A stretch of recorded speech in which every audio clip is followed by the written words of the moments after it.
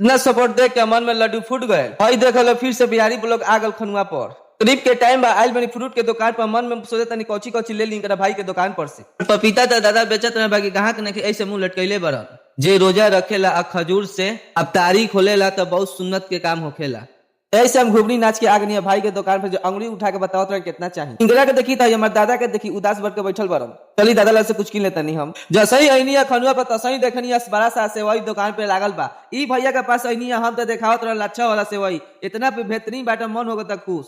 होगा मतलब लेम ना देम आइया से जल्दी से सड़क जाम आगनी जलेबी के दुकान पे जो हमारे 5 मिलियन व्यूज गए रहे। एकरा पहले 5 दिन के बाद वीडियो डाले रहनी तो ऐसे आगे नहीं फिर से जलेबी के दुकान पे देखा करीम तक के खनुआ हटे। आज जलेबी के दुकान बगले में बाटे 5 मिलियन फिर से व्यूज लिया के बाद आगे नहीं जलेबी के दुकान पर कहनी हमरो के 20 रुपए के जलेबी दे दो।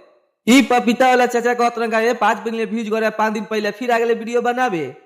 यही हम बेचू चाय के सार जो बेचेलन खनुआ पर चाय। अब रमजान में बेचेला फ्रूट जलेबी या समोसा फुलौरी। ई बेचे था बिरयानी के जुगाड़ सलाद।